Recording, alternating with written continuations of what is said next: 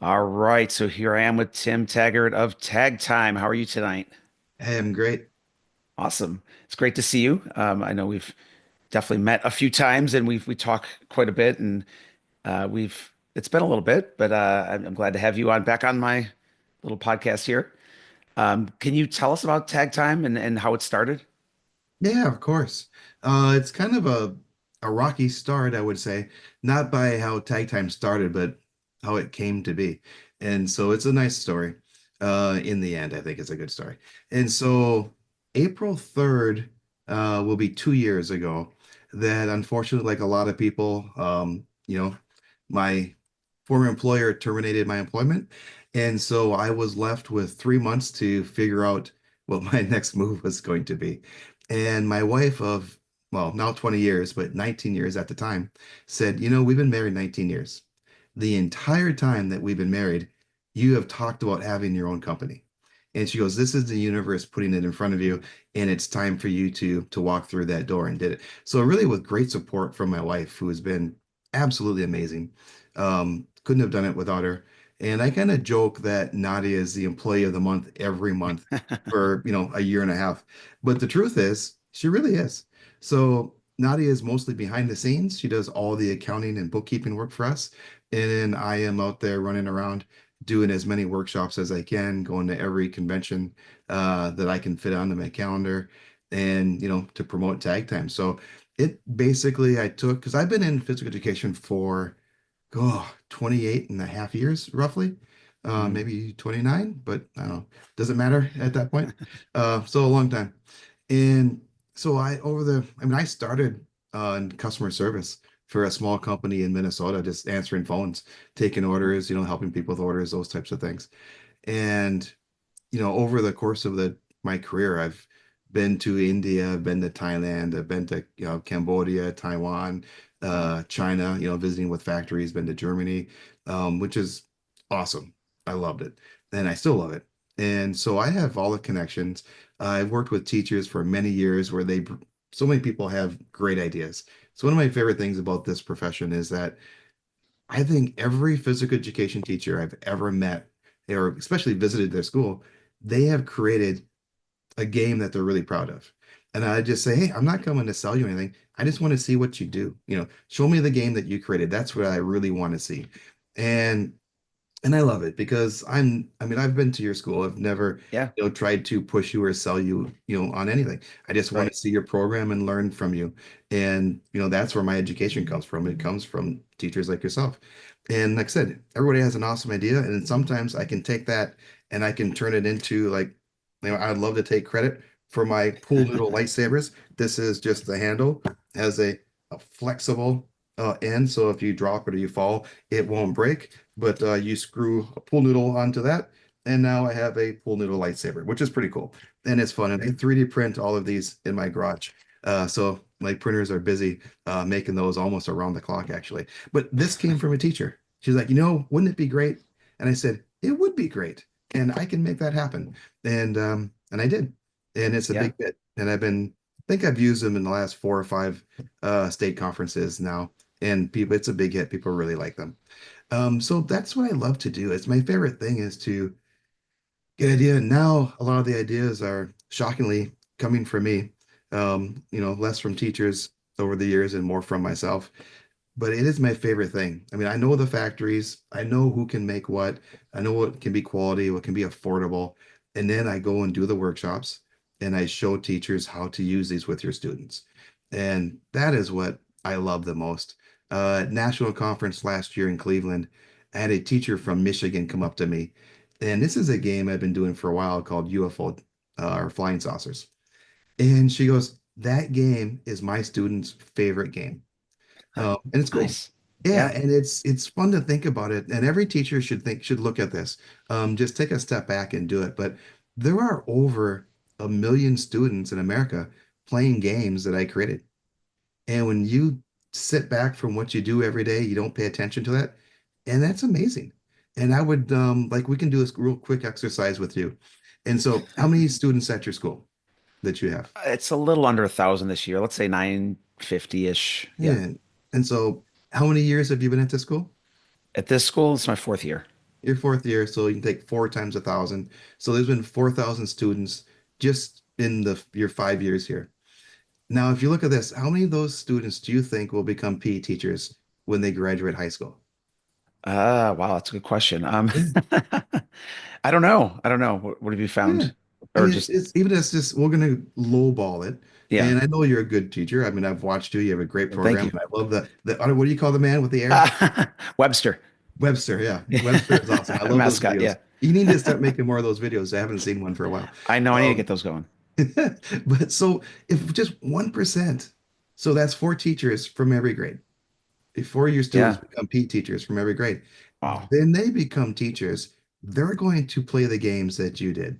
And I'll bet you they'll have their own Webster. Maybe they'll have a different name, but they'll have a Webster too. And then Yeah. think of the impact over your teaching career of those students, if they're the similar, if they have 1,000 students a year, and 1% of their students become PE teachers, that comes from you. That's your line of assessment, or not assessment, ascendance, Yeah. that goes back to you. And you're going to easily have over, I mean, how long have you been teaching now, Dave? Quite a while. Um, PE 14 years, but overall 22. I mean, really longer than that with long-term subbing and stuff like that. Like 23, Yeah. 24 years total. I mean, I guarantee you when you're done teaching that have been 1 million students in America will have played games that you created. That's And crazy. I think it's pretty cool. And when you Yeah. sit back and look at the math, it's pretty easy to get an idea of the impact that you have. Because it's not Yeah. just the students that you see, it's the students that go on and become PE teachers. And then every student they touch is a student that, you know, you're Yeah. responsible for. Yeah, it came from you.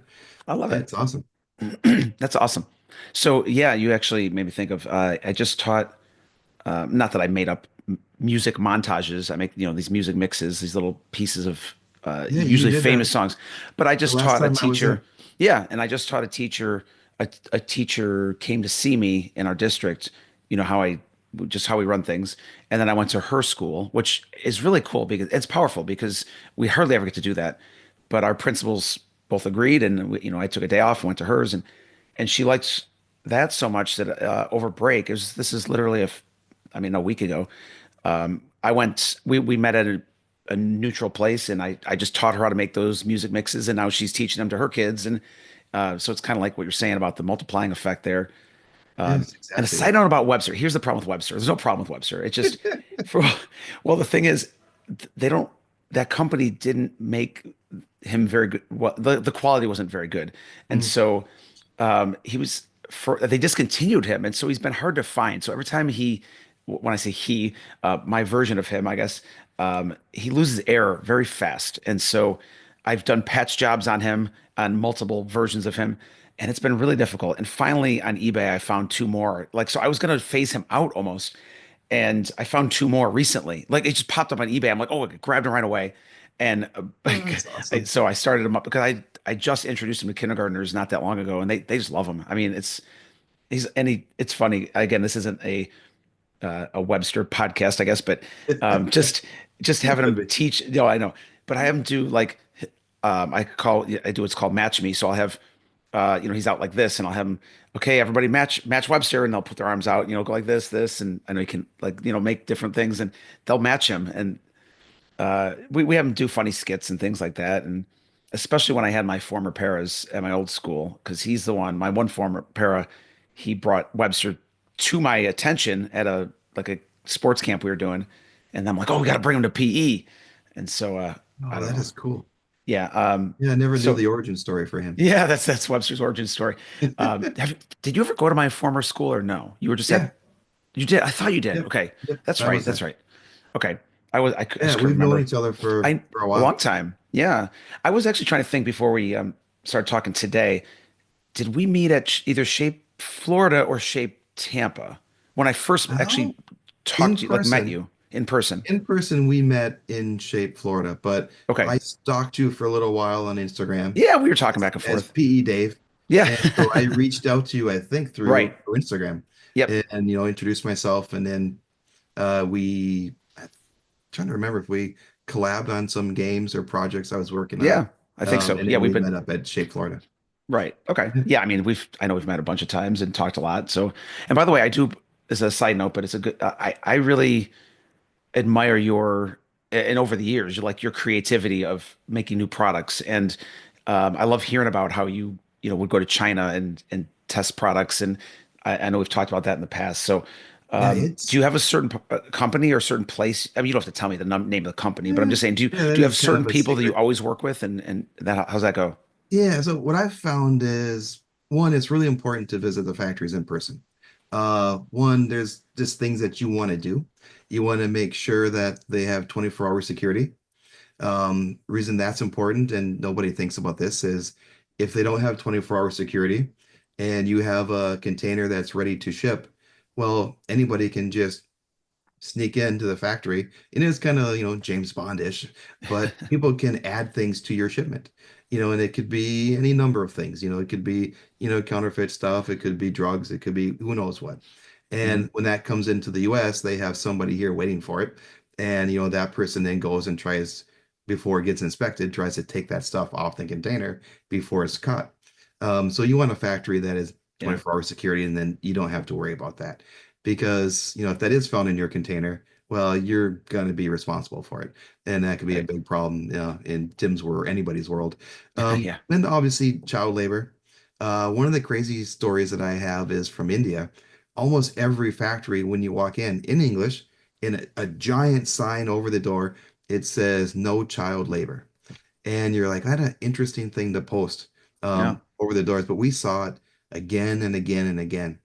And it wasn't what you thought. The sign wasn't really for us, even though it was in English. So I do think it was a little bit for us. Right. But they have children who actually will come and ask for work. And so they have signs posted at the entrance letting them know that, hey, don't ask.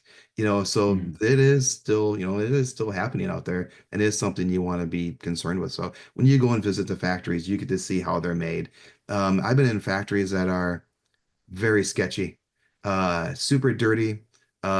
Shockingly, like a big building and only about four people working in it. They only have lights turned on over the machines that things are being made. The quality was fantastic, but at the end of the day, you're like, I really want to work, with a factory, like this. Mhm. And the main factory that I use now, I swear you could eat off the floor. It's just spotless.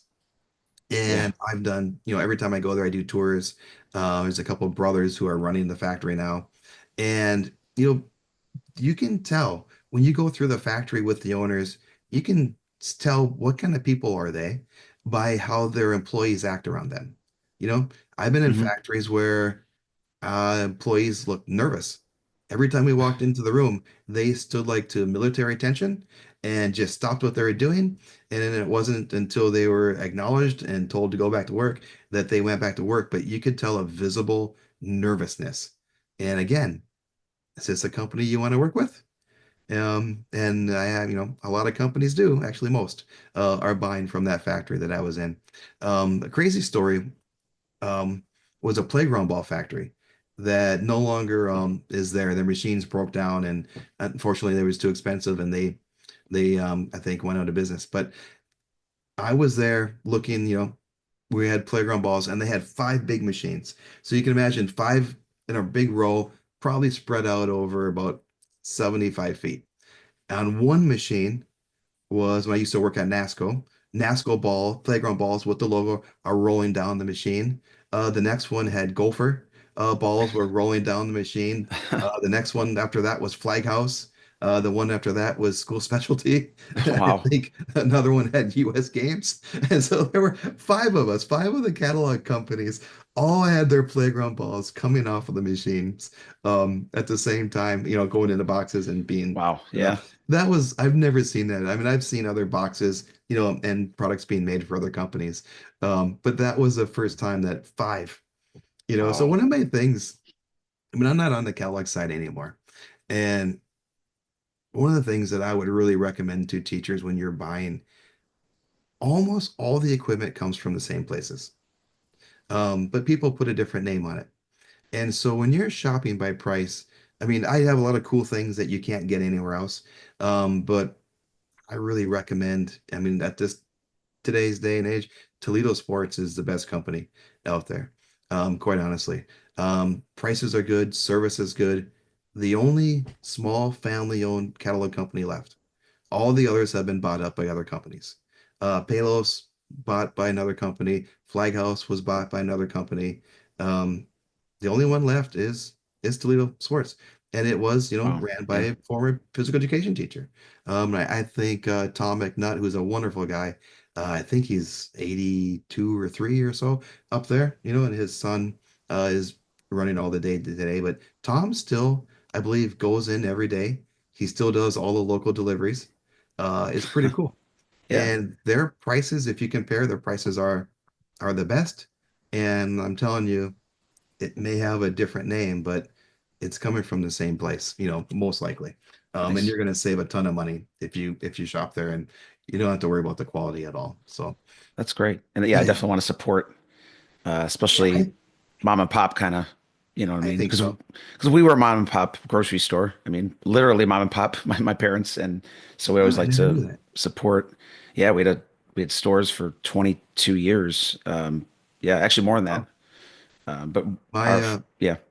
my family owns Fleet Supply, which are like Tractor Supply stores.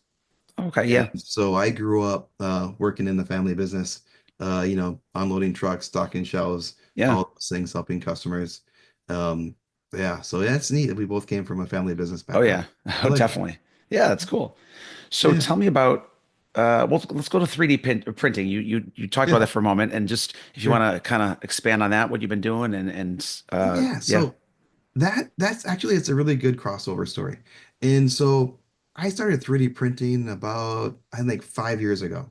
And it all came from I wanted to wanted to be a stormtrooper as Yes, it I comes could down tell. to it. I mean, I'm 52 years old, but I'm still 12 years old on the inside. And my wife said, "No, it's too expensive." And I think a stormtrooper armor at that time was probably like $700, $800.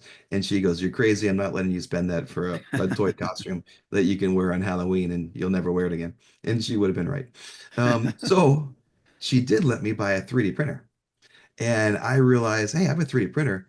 I can print my own stormtrooper outfit, which I did, and then I can print all of them.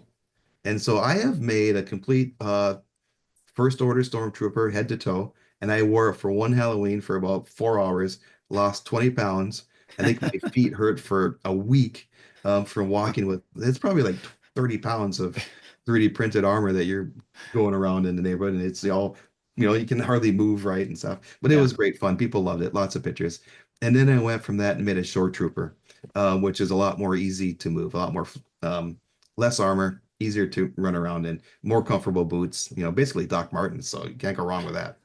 And right. then I downsized from that and I made a Mandalorian, not the Mandalorian from the show, but one of the side Mandalorians.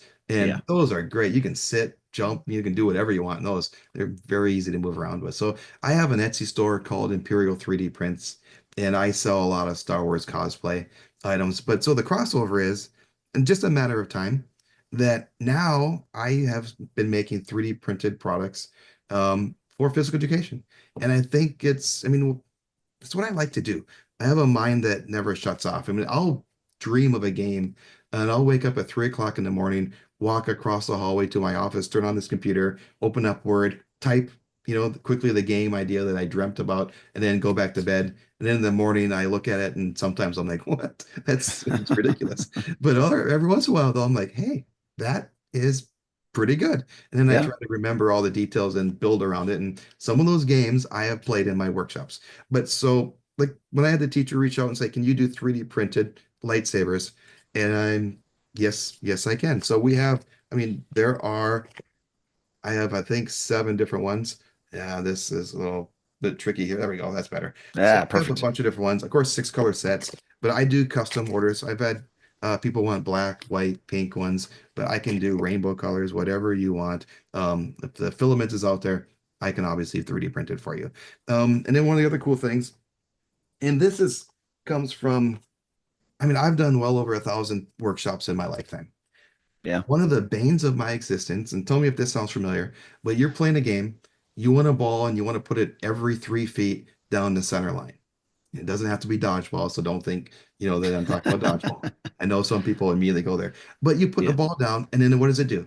Does it stay it where you put it? rolls. No, no, No. no. They all have a life of their own. They all like, I want to be here, I'm going to go over there. And so if you're going to have students run up and grab the ball, well, sometimes the ball is a foot on their side, so it's not fair. So I took my spot markers, and I have with my 3D printing business, I have a laser engraver and I have a CNC machine. So I use my laser machine and I cut out a hole in the middle of all my spots.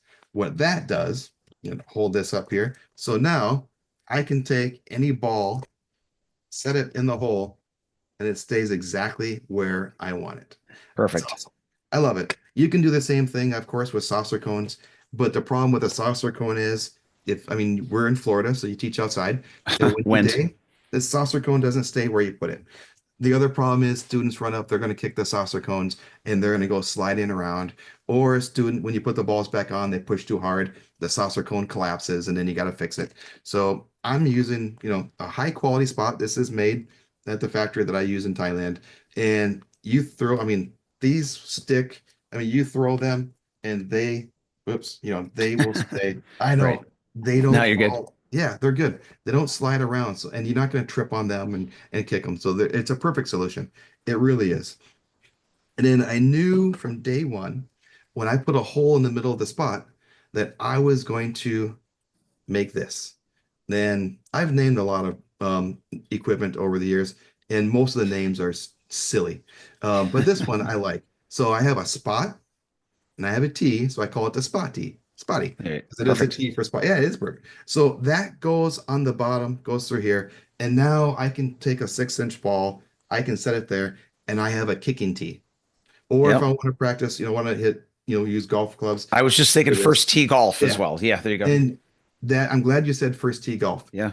I would not use a real golf club that's metal because this Right. is plastic. If Yeah. metal meets plastic, like rock, paper, scissors, metal wins every time, and you're going to chip this. But Yeah. the first tee, those are vinyl or kind of a vinyl plastic, Yeah. and that's going to be fine. That's not going to break this. But using a ball like this or using a tennis ball, this is a great tee. And then again, this was a pure luck on my part. Didn't know this. So this creates, see how it opens a book? It Yeah. creates its own Suction. suction. So when you put this down on a floor or on like a tile floor, wood floor especially, it will not come off. It will slide around and it'll stay there. And then I knew when I created a spotty that it wasn't over. So we now have this attachment. It's just like a nut and a bolt. You just Yeah. simply twist it, put it in the middle, and then I have a pool noodle here. So this is a pool noodle holder. So you take any pool noodle, slide it there, and Yeah. You now, got an obstacle course and stuff like that. Is that, oh, or no? What do you got? yeah, yeah, Yeah. absolutely. So now I have obstacle courses, I have targets. So Yeah. because of the suction, this doesn't not fall over. I can throw balls at this. It will wobble back and forth, but it doesn't fall down. It is, I will never use a cone again because with these. So what happens when you have cones? You set up your course for the day. Students run, they hit a cone. You have to go and put the cone back again and again and again, right? Like NASCAR, cars always go off of, they always crash at the third corner for whatever reason. So there's always one cone that gets hit every time. So you spend the whole day setting it up. With these, you don't have to do that. Once they're set up, you're good. And then Yeah. because you can see there's all this space here on the bottom. So if you are teaching outside, like I know you are, this probably not going to get the suction on the asphalt because it's dirty and there's gravel. So you won't get the suction, but you can stack more secret spots on here and add weight and you will get the same outcome. Right. Yeah. And so Love now it. once you've set it up, you're done. It will stay there all day. If a student hits it, it'll wobble, but it's going to stay put the whole day. And so it's Awesome. just unlimited uses. And obviously, there is a batting tee attachment coming. So that's next. I already have a prototype of it. But so you will be able to put 6-inch foam balls on there and use a jumbo bat and knock them off. And then, of course, what I love about the pool noodles is everybody's got them. Go to the dollar store, get them. They're a buck Yep. 25. Um, you know, we're lucky in Florida, you can get pool noodles year round. Not everybody else can. So stock up in the summer. That's my everybody who's not in Florida, that's my Right. advice to you. But the dollar store is the best place to get pool noodles. I mean, they're cheap, they're gonna get bit broke, Yeah. so just go there and get them. Um, Nice. yeah, but Well, it's let's cool. go. So a lot of cool stuff. Yeah, that's awesome. I need to get some of those from you, actually. I mean, because I have the Tag-Ed balls, which we're going to get to in just a moment.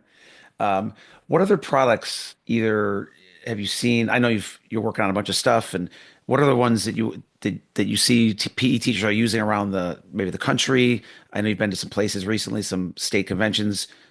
What do you got? Yeah, I mean, one of the number one things that I've been selling these, I call them stompers. Some people know them as cannon launchers, and they know them as cannon launchers because I call them cannon launchers when I brought them to the US. Probably, let me do some quick math, maybe almost 15 years ago, Wow. honestly. Yeah. And so I went to there's a trade show in Germany called the Nuremberg Toy Fair. It is the largest toy show in the world. And, sadly, physical education isn't dominating the retail market. And so there aren't factories dedicated just to what we do for a living. Mhm. But the same factories that make toys make cool things like this. And so I found this factory and I still use them today. And I met this place over 20 years ago. And I didn't even know what I was going to do with them. I'm like, this is cool. You stomp on it, a ball goes shooting out. We'll figure it out. And so I brought him in, and then people are like, what did he do with them? I'm like, I don't know. You know, get a couple. And so I'm like, all right, obviously I have to figure this out. So I created just a couple of kickball games with them. And one is two-base kickball, which I think a lot of people play that already. You just have one spot like where the pitcher would be, one spot for as your home base. You Home kick the plate. Yeah. ball and you run back and forth to the two bases. And every time you touch a base, you score a point. And so I do the same thing with stompers. I have at least three different directions. If you don't do that, you turn the stopper one way, everybody runs over there. You turn to the middle, everybody Yeah, runs to the exactly. middle. So to keep the outfield honest, you have to have three at three different directions. And then you just stomp on one and start running back and forth. And I've, of course, tweaked that game and I do a couple different ways, but it's fun.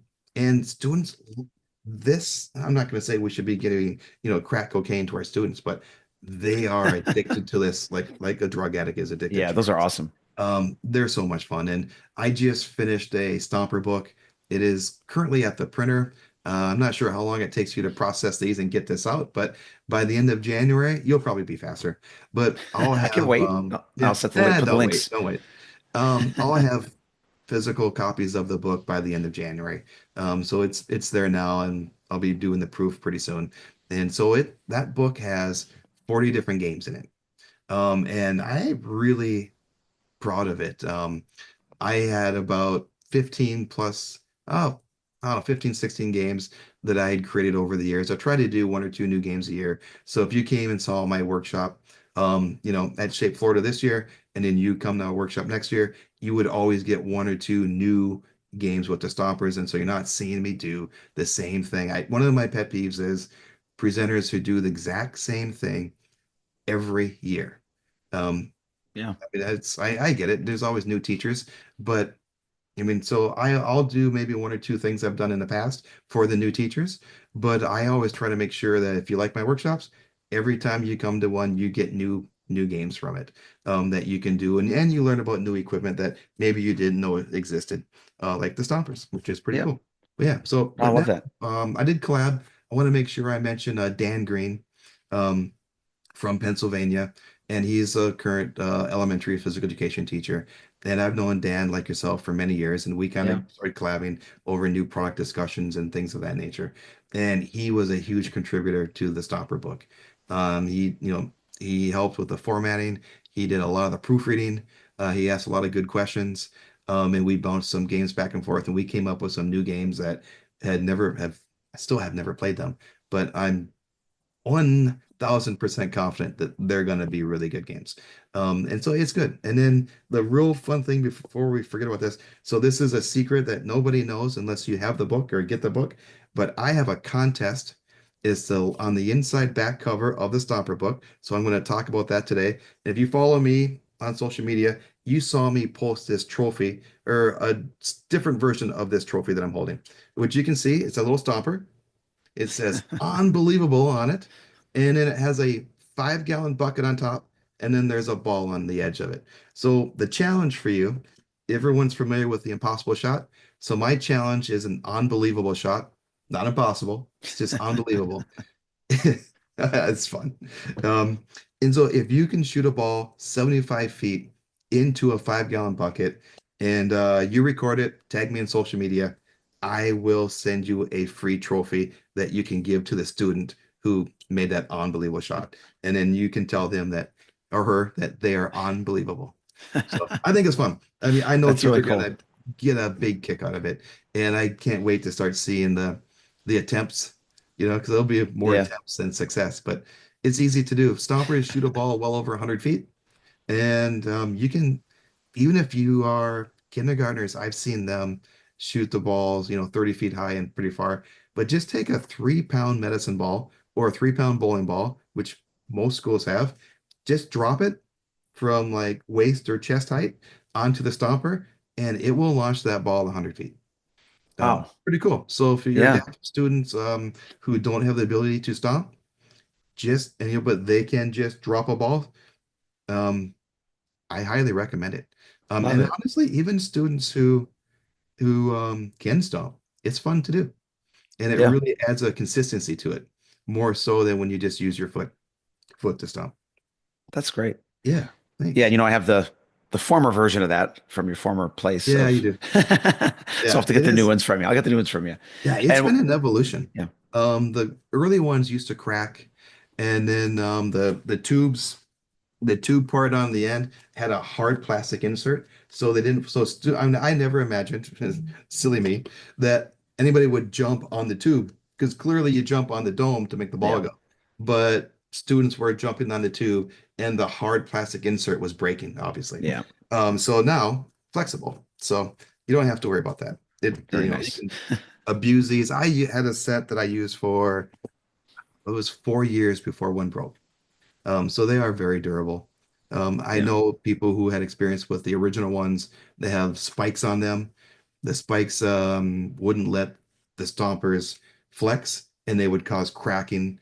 But after the first 1 or 2 years, I redesigned them to the smooth version, um, and I haven't had any of those issues since. So it's been good. that's Yeah, great. way stronger. Yeah, I like how you are constantly trying to improve the quality of the products as well.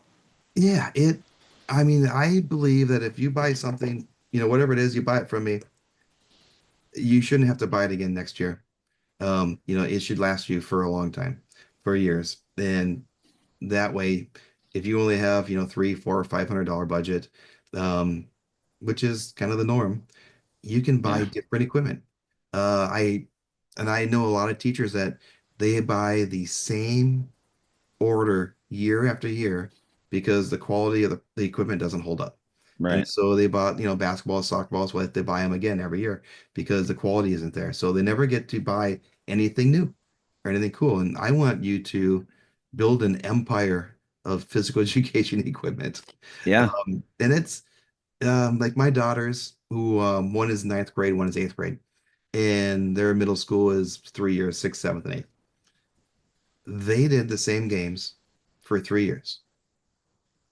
yeah, I teach physical education, for a living. They hated it because they right. were bored, not because they don't like doing it. They were bored. They Hmm. want to do new things, cool things. It's so don't be in a routine. And if you always have the same equipment, it's very hard to get, and you don't need equipment to do games. I want to do preface that there are a lot of great games, and I have some of those great games, and I've seen other people do great games with no equipment whatsoever. And it's fantastic. Um, but when you do have cool equipment that I'm going to tell you right now, the teachers who do have stompers, this is a treat. When their students come and see these set up on the floor in the gym, their students get all excited and you don't have any problems with engagement. Engagement is there. One of the fun things that I do, so when you see me make videos, and I have a YouTube channel, which is a tag-time, on YouTube, have a Hmm. dozen or so videos there. Yeah, Um, all the girls there are my daughter's friends from over the years. Yeah, I've seen those videos. Yeah. Yeah, they're fun. And one of my favorite things is, well, one, they always tell me they wish I was their PE teacher. They go, because these games are fun. And then, and if you watch, not all the girls are, you know, athletic looking. I don't try to politically correct, go skirted around the edges. Yeah. But and I go, so what do you think? I mean, I know even my own daughters who are very skinny, they don't run. They don't like to run. They don't do that. Um, but I say, how much do you think you ran today doing these games? And they're like, I don't know. I go, you ran a couple of miles easy, doing these games. But I go, and it's kind of funny. You see a little light bulb go off that they don't even pay any attention to the amount of exercise that they're getting when they're Mm. having fun. And I mean, on my website, on my business cards, the little, Nike has just do it. I hope we don't get in trouble for that. Or maybe we'll get a royalty. Give us a royalty. I'll just take a Yeah, there you pair go. of shoes or some polo shirts. Right. But so my tagline is teaching through active play. And I believe that if we teach through active play, we'll never have a problem with engagement. We will have the best job in the world because if your students are having fun, I don't care what your day is. When your students are having fun, it's fun. There's Yeah. no way around it. Maybe you're angry at your spouse or a principal said something or who knows what, but your kids are having fun. They're going to pull you out of that funk and they're going to bring you, to a fun, at least until lunchtime or you go home. But Right. if you come to school every day and your students are having fun in your classes and they're being engaged because they like what you're doing, you simply have the best job on the planet. I mean, We do. it is. Yeah, I really believe it. And and I feel bad for them when I hear teachers like, oh, my kids don't want to do anything. In the US, well, what do you do? Well, we play this. This is all they'll do. So we just do that one I've thing. heard that a lot lately. And it's like, but I promise you, if you pull out lightsabers, with pool noodles, they will be engaged. I Yes. guarantee it. And I never use the lightsabers to actually fight with them. We don't do any battles or anything like that. My favorite game with them is to play Foursquare using a balloon. And so I Yeah, I do want to some see that meetup video. skills. Yeah, it's I it's need to see awesome. that. That video on X has about 7,000 views.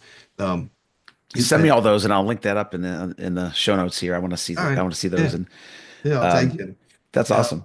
but yeah, it's so fun. And so when you have cool things like this, they're engaged. I'm telling you, they will do it. For all my middle school and high school PE teachers that listen to this, I'm going to give you a little secret. They love the play of the games they played in elementary school.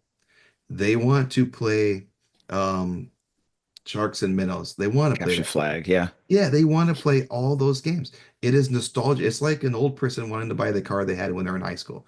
They love getting that. It brings them back and they will have fun. Now, here's the now I don't want to say it's a secret or a trick. You can't do it all the time. But if you do it, like Throwback Friday, he will eat it up. But then if you do that again on Monday and Wednesday and Friday, Yeah. they're over it. Yeah. They're over it. But hey, throw it out there once a month. Do elementary game day. Your high school kids are gonna love it. I promise. And it'll be fun. And you're gonna have a ton of fun doing these, very basic games. Red light, Yeah. green We even light. They we love did them that all. with flag. I coach flag football. My son and daughter. My son is in ninth grade, and we did sharks and minnows once or twice with at the Yeah, end of practice, end of flag football practice. Again, these are ninth and tenth graders yeah, playing sharks and minnows. I mean, and they loved it. Again, and you're right. You can't do it all the yeah, time, but yeah. uh, You I throw it even in there have once in a while, yeah, I and even they'll have like be fourth super and engaged. yeah, I have fourth and fifth graders even that will request some of the younger like songs I would do with the younger kids, not not like Baby Shark, but like some of the other songs they did when they were younger, or they were talking about Webster. They'd be like, "Where's Webster? We haven't seen him in a while," and I'll bring them out. But if I brought them out all the time, they'd be like, "Okay, I get it." Yeah, yeah, But it's true. It's they true. do like it. So let's Yeah, well, actually, I'm going to go back to one thing you said because I totally agree. Is it's I always remember this quote from my favorite author is Robin Sharma. I don't know if you know who that is, but he's yeah, like a motivational speaker and like self-help guru kind of thing. Okay, either way, he one of the things he harps on is don't teach. He didn't say teach, but he's saying whatever profession you're in, don't do the same thing for 30 years and call it a career. Hmm. So, and I put teach in there, like, don't teach the same thing for 30 years and say, you know, I did it. Keep innovating, keep adding different things. That's why I brought like the rail yard obstacle course. I know you've seen some of my videos. Like I write grants for things that are thousands of dollars and bring them to the school. I've got to be the only person. Well, now at both my schools, because I brought the rail yard to both my schools. I've got to be the only teacher in the district. I'm positive that has the rail yard obstacle course. And again, these you're talking like 10 grand worth of equipment I got for free by Yeah. writing, grants and stuff. Um, and And that so, equipment will last forever. oh yeah, yeah, definitely. And then now I want to talk about obviously the TAGG-ED balls. Well, Yeah. we need to go to this because these are amazing. And it also goes to, when you came to my school, yes, and there it is, the actually all the lesson plans. When you came to my school and brought them to me, which I was so grateful for, that just brought a whole new set of games, set of excitement. And I use them. I literally use them. I know I told you earlier. We use them today for the younger kids, but I use them right around Halloween for K through 5, and they were just amazing. And I'll go into some of the games I played, but do you want to talk about those briefly? Oh, yeah, I would love to. So in my 28 years, I mean, I've done a lot of fun things. Stompers are super fun. Lightsabers are now, it's a lot of fun. But what feels the best and I get the most satisfaction is tag ed. And it is a set of balls. It's 150 balls. They come in 7 different colors, and they all have letters, numbers on them. So here's an orange one, has a capital E. If I rotate it, lowercase e, and then there's one number. Ah, everything's backwards. One number on the ball. And so there are a set of blue, red, and yellow balls. All have your letters and numbers on them. And then your orange, purple, set those over here. So I'm sorry, green, yellow, and purple balls have all your math symbols on them. And so you can make anything you want, any word you want, any email address or website, whatever you want, you can do using Tag-Ed balls. And then we have black ones that just have the logo on them. That's it. No, and my website, but just a logo. These are your wild card. So even though there is 40 red, 40 orange, 40 blue, there's only 4 A's. Maybe you do need a fifth A for whatever reason, but there's definitely only one X, Y, and Z. And so, if you can think of a word that has 2 X's in it or, 2 Z's or whatever, I mean, it's out there. But Buzz. I don't know. yeah, Buzz. Yeah. Okay. Anyways, like buzz, right? Buzzer. I'm just 2 Z's. There you go. yeah. Got it. So you only have one Z for sure that's red. I can take the black wild card ball. I can add it next to that one. When I come over and ask you, okay, you spelled buzz, B-U-Z, black tag ed ball, and I'll say, what is the black one? And you tell me it's another Z, you nailed it. If you tell me it's not, I'm going to tell you, I'm going to take it away until you try again, and I won't give it back to you until you give me the right letter. And then once you do, I'll hand it to you, and you're good. But what I really like, because every ball has a capital and a lowercase. Now, this concept isn't anything new. Teachers have been putting letters and numbers on tennis balls for, I don't know, 20 years, for a long, Yeah. maybe longer, long time. But I don't know anybody else really doing capital letters and lowercase letters. So when you spell a word like Florida, the F needs to be capitalized and everything else should be lowercase. So it really does go the extra mile in teaching you proper, proper spelling, uh, pronunciation. That's not the right word. Punctuation. Yeah, that's Uh, not the right word either. Struggling. Capitalization. I don't. Yeah, Yeah. I'm struggling with it. Yeah. But I I gotcha. love it. Yeah, but it is important. So not everything, like when I do workshops that people spell, words and they're all capital letters, I'm like, why are you yelling at me? And they kind of laugh and they realize, I'm like, all right, so, fix it. Otherwise, I'm not giving you a point when you spell those words. But I love it. So it's 150 balls. One set will is good for a class up to 100 students. Technically, you could go up to 120 students, but that means every student has a ball with a um, letter or number. And I don't want that. I want there to be some balls that are on the side so you don't know what's there. Because if I'm having you do game activities and do different things, you have to spell your sight words and every option is on the table. Well, Mm. then, kind of defeats the purpose a little bit. But when not every ball is there, it becomes a little bit like scramble. So in the book, I have 76 activities, and I'm not going to Say exactly, but just try to make it easy. So kind of like Scrabble, you get a bunch of letters, they're mixed up, you spell words, in a certain time. So many of the games are similar in fashion, where you do different skills, you collect the balls through different challenges, and then when you bring those balls back, you're going to have a random assortment of balls that match your team's color. And then you have to use those balls to spell as many sight words as you can. Um, and then, when you're out of words, you put those balls back into the playing area, and then you do the challenge. And some of the challenges are as easy as having, two or three balls in a hoop, and students have to throw a beanbag from a certain distance away, lands in the hoop, you get to collect those. And then those balls come back to your team. And Right. obviously, the other teams are doing it at the same time. But the real basic, I mean, there's seven different colors. So obviously you can teach your colors. I think that's what you did today. Yeah, you were using color recognition, Yeah. obviously letter Right. recognition. There is over 22 years of research um, that proves that this method works, that when you put letters and numbers on balls, you use it. The research is based off twice a week with your students, and I can guarantee you, if you do this twice a week, you will improve their math and literacy scores across the board. Your students who are dyslexic, they will improve the words per minute that they can read. They improve their understanding of what they've read. I mean, if you're like me, I have some ADHD, and if I'm tired at the end of the day, I may mix up a couple numbers. So I don't know if that's just exhaustion I got or you. maybe someone tapped me with my brain isn't quite there. Not saying I'm dyslexic, but I have definitely switched numbers around. And I'm the person who, if I don't like the book, I'll read a page and I have no idea what I read.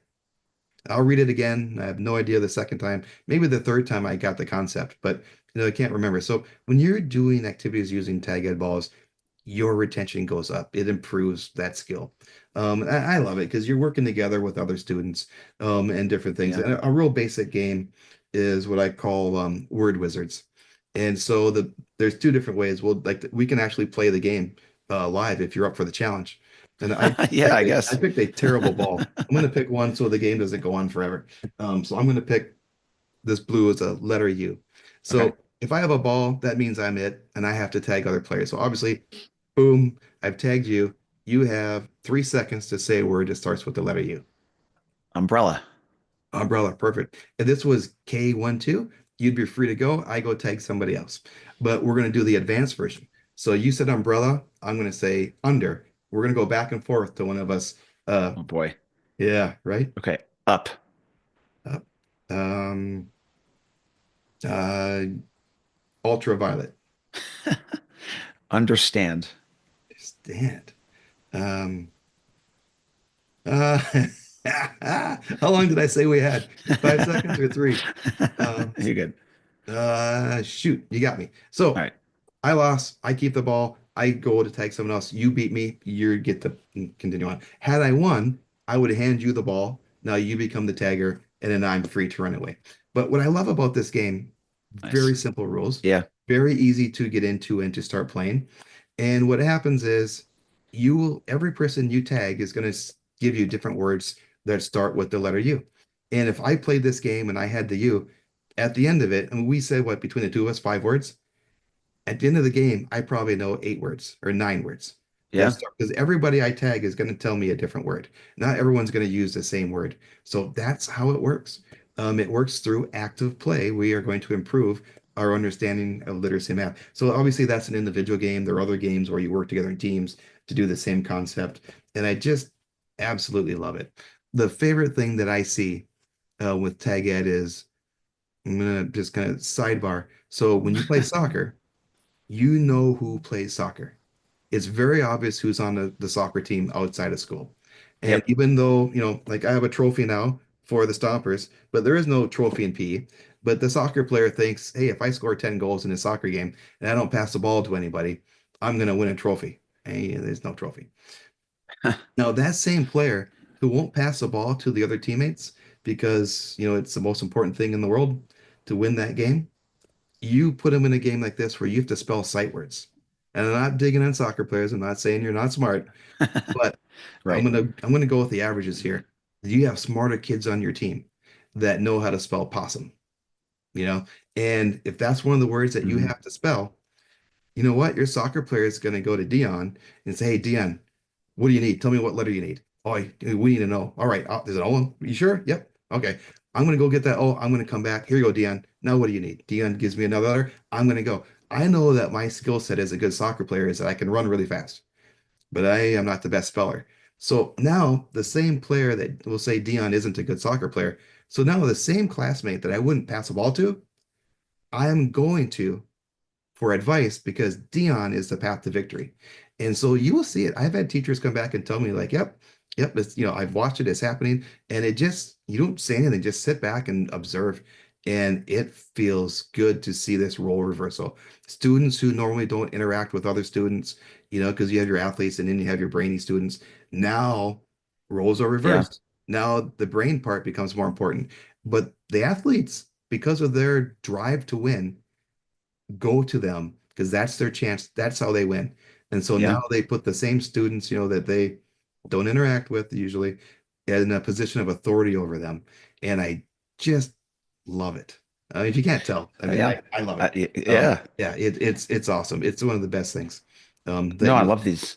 And from that, I kind of made up a few games that we kind of, yeah, I know you saw the videos and I've tried to share some with you and talk about it. yeah. But you're right. Let me talk about that for a minute. I noticed the same thing because we would do, I'd give each group, fortunately this year, I usually only have one class at a time. I think you probably know this, but I would always have two classes by myself. And then the other coaches would have a class each. So I would give each group, again, it was like six teams of four, basically, or I'd add maybe seven teams of four if there's, but about four per line. And they go down, get a ball, bring it back, and we'd add taggers. And I know I shared it with you that we did some blindfolds, so they have to guide uh, their partner down there. I said round one, they could kind of touch them as far as their shoulder, like they can guide them a little bit or their elbow, and then after that, they have to use verbal commands to get them to and it actually find in all those I called like the house. It was like a witch's brew. think I called it the witch's house. They had to go in there and find the ball and bring it back. But what I noticed was they again the teams that did the best was kind of like you said the students that I'm not saying that weren't they're not good athletes at all, but they're definitely not the upper echelon travel soccer, travel baseball players. The teams that won were the ones that worked really well together. And I guess let me back up for a second. I gave each group a clipboard and a piece of paper and like a writing, pencil or pen, and they would spell words, write it down, mix them up again, spell another word, write it down. I give them a couple minutes to make as many words as they could, and it was phenomenal seeing this one group. I think it was a whole group of girls. They got like 51 words in like 2 minutes. They just kept going, like and kept moving around, and it was amazing. And then the funny part is they would come in, these groups like every day would be like, what's because I kind of give, like a small prize to the group that has the most words, but then also the group that had the longest word. And I started off, I wrote some of these down because I went back in my pictures on my phone just for this. It started off with a real short word. It was, I think, sadness was the winning word at the time. I think it's 7 letters, two, four, six, 7 letters, and that was the word to beat. And then it became, and that was like at the time, I'm like, okay, that's an awesome, that's a long word. And then to appease me, some of them came up with well, it was Buffalo Bills, so it was 2 words, but Buffalo. Well, let's talk about the seven. And then one of the days it was my birthday, so they spelled out like "Happy Birthday," which is very nice. I appreciate I that. saw that. Yeah. Okay. Did you see that one? Yep. So then it became, but it was a big thing in the school. Like the kids would ask me in the morning, like, "What's the longest word? What is it? How many letters?" And okay, so I have two Oh, that's words. cool. Then yeah, no, it was really neat. Okay, so then became it was happiness and rearrange. I think are 9 each. And then so then they were trying to beat that, like the next group. And then it became actually they didn't know my dog's name is actually Peppermint, but someone came up with the group came up with Peppermint, and that's 10. And then the final word, and I had to look this up to make sure it was one word, not two. The group came up with dragon fruits, and that's 12 letters. And that Oh, was the wow. winning word this year because I did it for a couple of weeks. But again, one class per day, so it took a little bit. Yeah. But yeah, dragon fruits was but it was a big deal. Like they really were like, what's the longest word, or this whole thing. And um, the kids had a blast with it. And that was I did that with third, fourth, and fifth. Third, well, as far as the blindfolds, fourth and fifth mainly. I think I tried it with third, and it just it didn't go super well. So fourth and fifth with blindfolds. Like second and third, more the spelling part.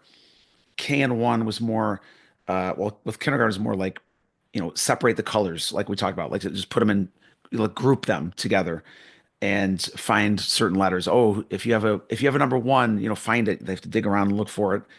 And first grade was kind of some basic things with that too. But it was just amazing. And again, we're using it this week, even like I told you before. We're just having a blast with them. And there's so many variations on the games you could do. Yeah. So yeah, I appreciate that. And yeah, and one of the things that I will say is that this, I mean, I spent over 6 months making this manual. And Yeah. all the games, I mean, there's 76 games in here, I believe. They all have pretty good pictures, descriptions of them. Try to make it almost, one or two just per page. So they're Yeah. easy to see the images and easy Looks great. to fall through.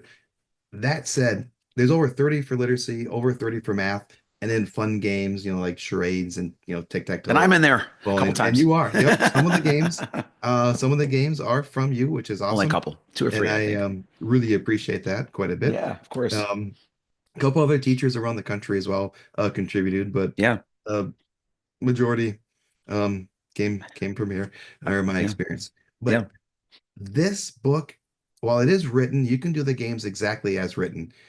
I know you've already created your own games, but this is not meant to be really your Bible.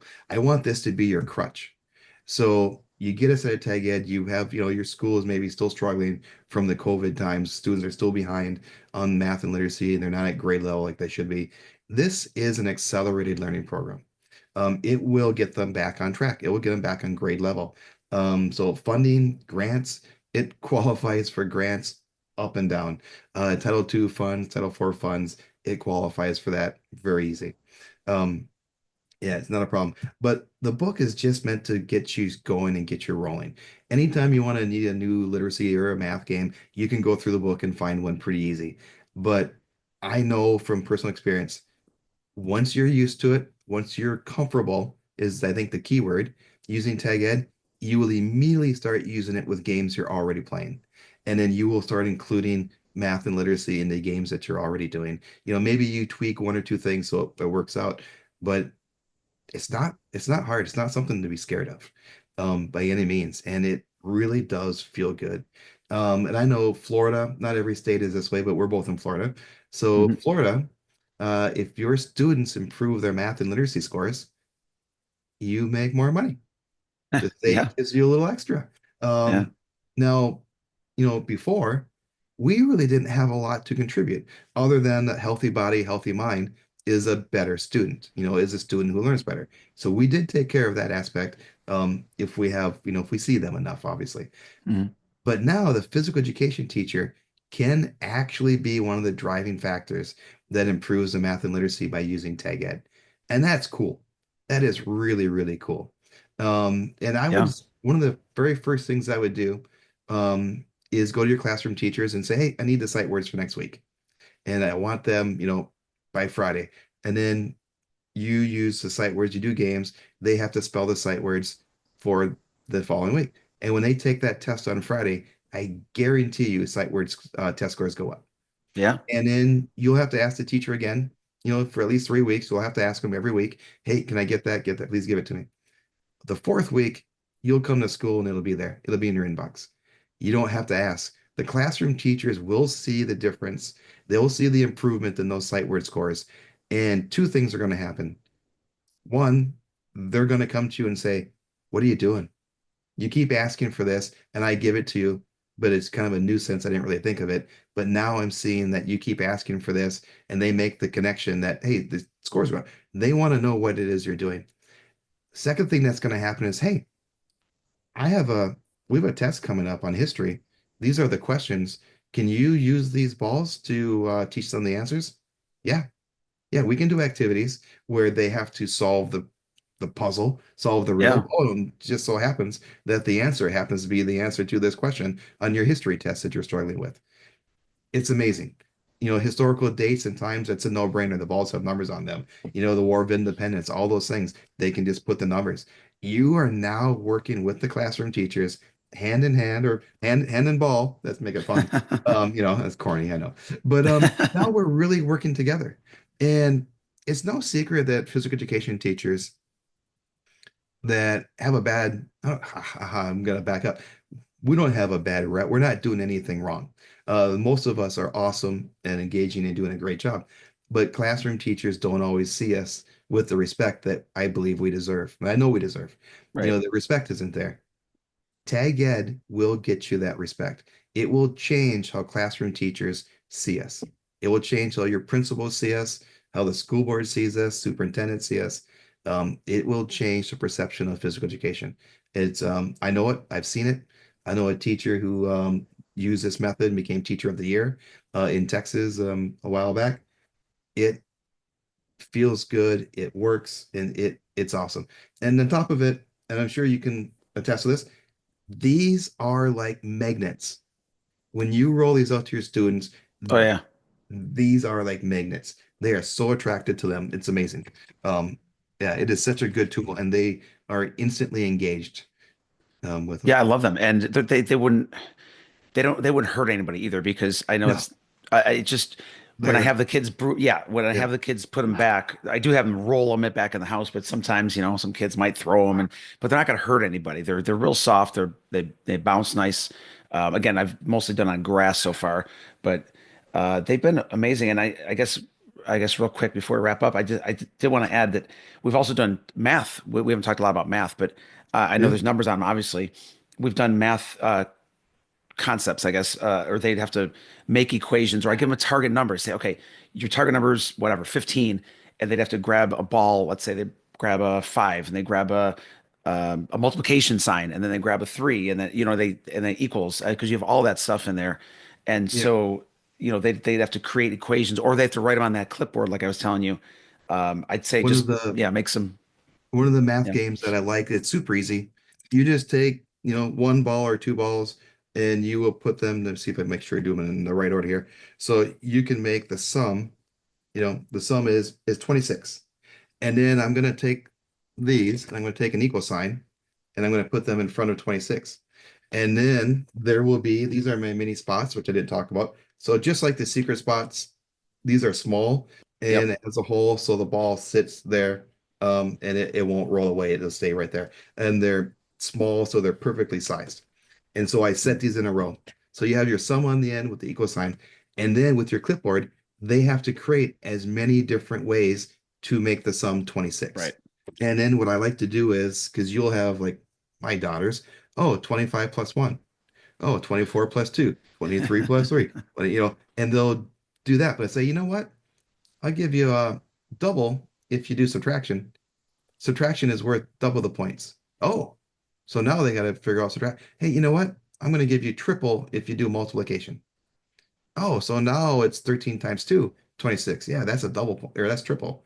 You know yeah, what? Division times 4. You get 4 points for every equation that uses division. And so now we're improving, or they're challenging them at a higher level. They don't have to do it, but it's an option. right. You know, it's Love pretty it, cool. Yeah, my love it. absolute favorite math game is it's called Fastest Math in the West. And because I have three colors, you can have three teams going on. And so I put a circle in the middle. And so the circle is, I call it the quicksand. A lot of teachers will do games like capture the flag, and you put a hula hoop in each end, and that's the jail. Yeah. This is my soapbox moment. This is the only one I really have. We got to stop using the word jail for things. Um, I guarantee you, your kids know one of your students has a family member or a cousin, somebody who they know who's in the real jail. And every time we play games that have a jail, well, Right. poking. We're poking one of our students. We're not doing it on purpose, but we're poking them. So, and I used to do it. I used to call it jail. So, I'm not holier than everybody else. But now I call it quicksand. It's the same thing. It's a place you're stuck, you can't get out of it. And how do you always get out of jail and capture the flag? Teammate comes, gets you Yep. out, or you do a jailbreak, which is a felony, but we do that. So I like quicksand. That's right. You get out of quicksand. Every cartoon I've seen, I've never seen quicksand in real life, but someone throws you a rope or they throw Yep. you a snake, and you pretend it's a rope, like Indiana Jones because he's scared of snakes, That's and right. then they pull you out of the quicksand. So a helping hand takes you out of the quicksand. So how the fastest math in the West works is we're on teams. So if you're on the blue team, you have a six, I'm on the red team, and I also have a six. So excellent. And so anybody can tag anybody and you're trying to trap the other. So the red players want to trap all the blue and orange players in the quicksand, which is in the middle. And how you do that is you run around and you tag, but it doesn't matter who tags who. You have to add six and six together. Let me fix it. Six and six together, which is 12. Whoever says 12 first wins. The slower student, or if you said 13 or 11, you said the wrong one, you go into the quicksand. So that's how you get players in the quicksand. But the Nice. beauty of it is, get another blue ball here. So blue player ended up in the quicksand with your number six. Another blue player can come over. You're going to hold the balls next to each other. The player in the quicksand with the number six, they're going to do subtraction. So being slow at addition Okay. puts you into the quicksand. So subtraction gets you out of the quicksand. Oh, I like So that. the student in the quicksand has to say 8 minus 6 is 2. And then the student who's Perfect. helping them get out of the quicksand with the 8 will say, yes, that's correct. Or if it was wrong, they'll say, no, try again. And then the student in the quicksand tries again. K1 maybe second grade students, they can do it together to do the Yeah. subtraction because subtraction is a little bit harder. So they can work it out together. When a student is getting another student out of the quicksand in the beginning, I always say they're safe. So you can't tag them. But once they've played it for a while or the older students, now I say, you know what, you're not safe because I want the student in the quicksand to learn how to put somebody else before themselves. So if I'm in the quicksand, you're coming to help me, and an orange player is going to come and tag you. I'm going to yell, Dave, run, look out. I'm going to take the ball. I'm going to hold it away. So visually, you see something's wrong. I'm going to step back. So now there's a second visual cue. Something's wrong. Tim's acting funny. And I'm going to say, Dave, run, run, run. Susan's coming, run. And then you have a warning to run away. My other option is to say, Nice. 8 minus 6 is 2 and run away and say, haha, and I know you're going to get tagged by the orange player. You're going to lose because you don't know they're coming, and then you take Yeah. the place. So I have a choice. I can be selfish, or I can put you ahead of my own needs. And so I I love. like that. I don't know any other games where we can really teach um, that the concept is to put somebody else ahead of you, their needs above your own, that's the right strategy. And then, of course, you can't Yeah. just go down the line and get your whole team out. You get one person out, you got to go back into the play. It's kind of an honor system. You got to tag or be tagged before you can get a second person out. But it's Right. awesome. And it is a That's great great. way to teach basic math. I Yeah. love it. That's why I love these tag-ed balls. These are awesome. Oh, And they, again, anybody listening to this, you have to get them. They are amazing, and your kids are gonna love them. Yeah. So before we wrap up, though, any final thoughts or anything you want to throw out to the phys ed community? my favorite thing in the world to do is to come to your school and do professional development workshops. Yes. I love it. I am the most affordable presenter in the country, I believe. I charge only $500 a day plus travel. So whatever it costs me to get to you and $500 a day on top of that. So, and we do full day professional development and I don't do lectures. We don't do boardroom stuff. There's nothing on the chalkboard. We will simply, you will learn games for the whole day. So it's fun. And I know these are games that I've done all over the country, so I know they work. I know your students are going to love these games. And it's not only going to make your job easier, I think, but it's going to make it more fun too. I love it. And yeah, that reminds me, I'm gonna reach out to my our district PE coordinator because maybe next, beginning of the school year, that's the only time we ever get together, really, as PE teachers. Yeah, We could possibly have you present. I think it'd be amazing. yeah, it would be awesome. And Yeah. now that we're in the beginning of 2025, my summer schedule will start filling up here pretty quick. All right. So Usually everybody by, listening, reach out yeah, to him. Do it now. usually by April, March, Yeah. August is mostly booked and some Yeah. in June. Yeah. Well, I appreciate I love talking to you because I know you and I could talk about and you could definitely talk about equipment and games like True. all day and night. So Thank you so much, Tim. I appreciate it. And we got to get together again soon. Hopefully, you can even come down to my school and check out what we're doing with the Tag Ed balls. And Yeah, I'd love it. yeah, we'll put a blindfold on you. I'll do it. I'll do it. That's the most fun day in the world. Awesome. I And I'll get to put all these film it. links in the show notes. So definitely check them out. Check Tim out on Tag Time and with his Tag Ed balls. Those are amazing. So thanks again, Tim. Awesome. And yeah, I appreciate it. And we'll talk soon. Awesome. Thanks, Dave. Bye. Thank you. Take care.